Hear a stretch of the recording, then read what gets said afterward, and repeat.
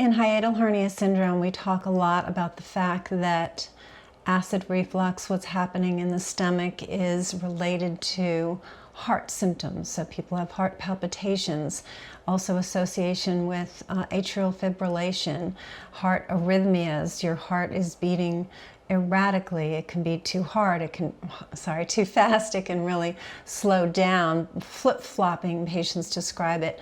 So we've known of this association, and prior we've really talked about the fact that once your heart gets checked out, you've been to the cardiologist and they say, you don't have heart disease, we don't know why your heart is quote-unquote acting up, but you don't have heart disease. Often they'll give you a type of blood pressure medication which also slows down your heart rate if you're having rapid heart rate to make you feel more comfortable, but they're not treating a disease because they can't find heart disease.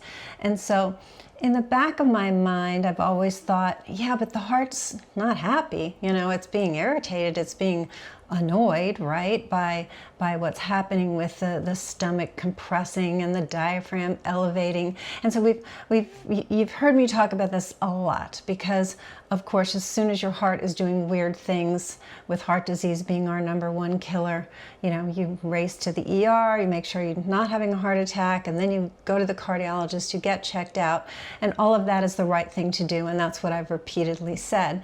But then it's always been back to, okay, you don't have heart disease, but we have this phenomena going on that's, you know, freaking you out, it's creating anxiety, that's not good for you.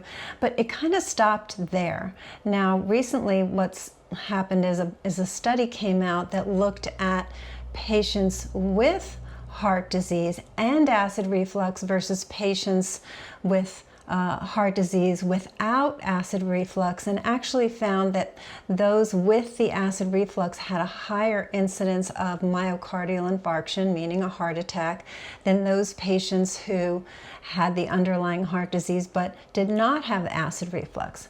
So that was interesting. And the association or the link that we're talking about here goes back to 1962 with some researchers, Smith and Papp, who talked about linked, what is the word? Okay, hold on a second.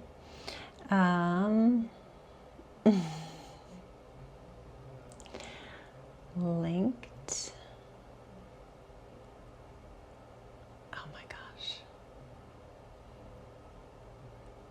Don't worry, this will be cut out. Okay, they talked about linked angina. So angina it's chest pain, it's associated with heart disease, it's associated with having a heart attack. But what these two researchers found was that there could be this feeling of angina with patients, again, with underlying heart disease that it wasn't related to their heart. Okay, so what was it? It has to do with what's a reflux. Sorry, wow, okay. Maybe I'll do that bit again. So the link they found was called,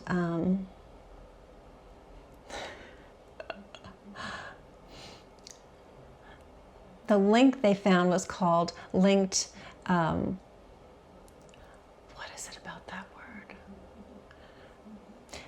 the link they found was called linked angina. So angina is a classic chest pain, chest pressure that people feel when they're having a heart attack or they have heart disease, and it's always just linked to the heart. So they called it linked because they found that there was a link between the heart and having acid in the esophagus, which of course comes from acid reflux. That's what the reflux means. It's moving up from the stomach into the esophagus. And so there's a neurologic reflex. So this has to do with your nervous system. It has to do with your vagus nerve, which is something we also talk about with hiatal hernia syndrome. And the reflex basically makes a connection between your heart being irritated and then irritating your esophagus, and your esophagus being irritated, which is more the direction we're going to talk about. So your esophagus being irritated, in this case from acid, and then that causing cardiac-like symptoms, okay, like this angina. So so that's the reflex. And again, this recent research that just came out, it's being printed this next month, which is May 2025, is showing increased risk of heart attack with patients that have an underlying heart disease again, and they have acid reflux, both having to do with this cardioesophageal reflex, okay? So digging deeper on that, I have some other studies I want to go over with you, because I thought, well, you know, this was the thing that's been plaguing me for years, which is, again, we're irritating that heart, and what if you don't have heart disease? Is it still moving you in that direction? And it is. So this was a study that came out in the Lancet in 1993. And so they called it the effect of esophageal acid installation. So they were installing acid in the esophagus and how it affected cardiac blood flow. And so what they looked at was syndrome X patients. Now, syndrome X patients are patients sort of on their way. They're at very high risk for heart disease. They don't necessarily have it yet, but they're at risk for heart disease and risk for diabetes. So they have high blood pressure, they have increased abdominal fat, they have cholesterol imbalances, so that's typically low HDL, low good cholesterol, and also elevated triglycerides. They have high blood glucose in their blood, and those are the criteria to label you syndrome X.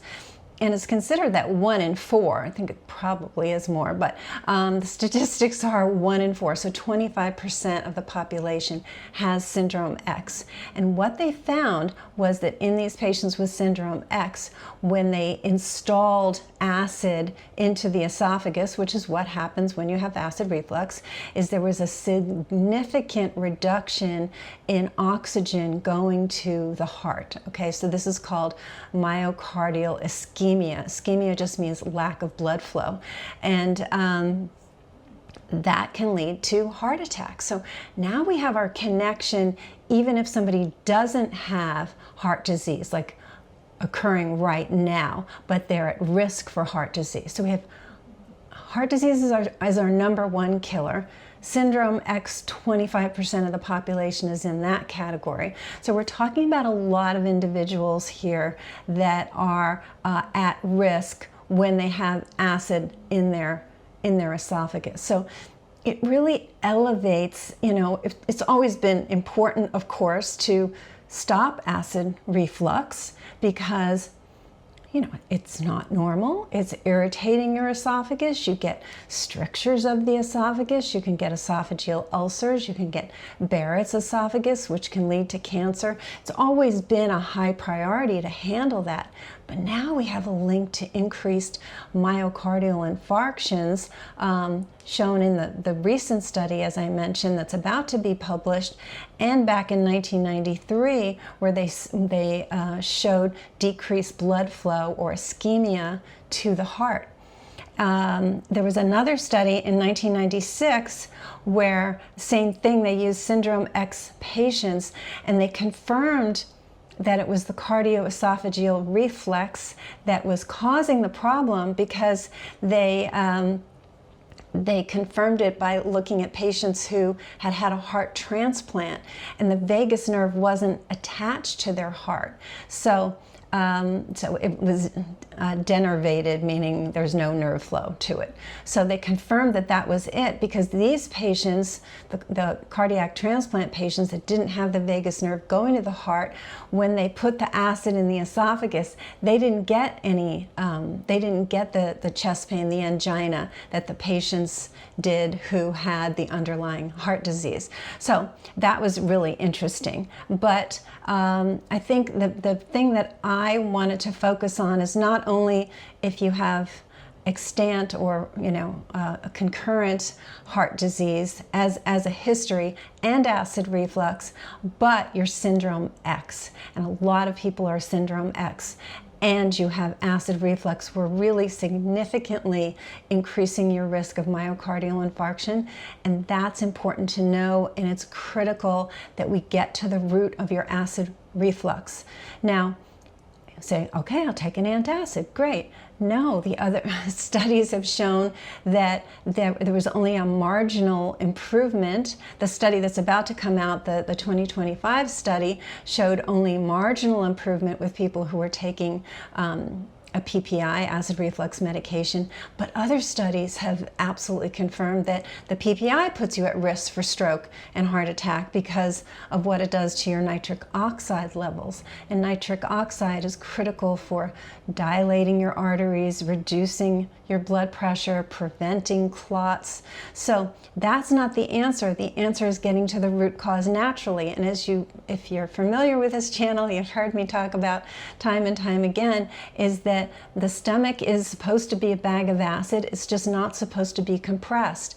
And when it's inappropriately compressed, what happens is the acid shoots up the esophagus, and that's not normal. So, okay, the stomach's supposed to be a bag of acid. We just have to handle that pressure, what I call the intra-abdominal pressure. And that's not hard to fix. It's not hard to figure out why you have increased intra-abdominal pressure.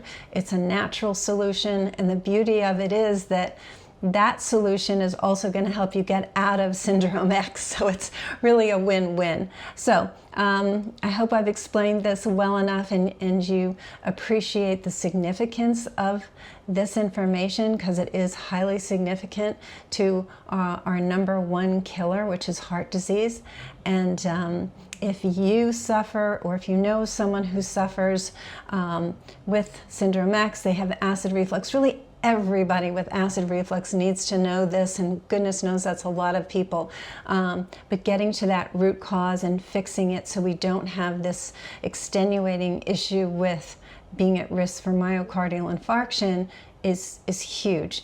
And it's not hard to fix. There's diet and lifestyle changes that we can help you make. So if you enjoyed this information, please subscribe to the channel. We're trying to get more subscribers to the channel so that more people can get this information, because I promise you, if you don't suffer from this, you know somebody who does, because it is almost achieving epidemic proportions of people who have some sort of symptoms associated with hiatal hernia syndrome. So, please subscribe if you enjoyed it, give it a thumbs up, and if you need help, just reach out to us. That's why we're here. Talk soon.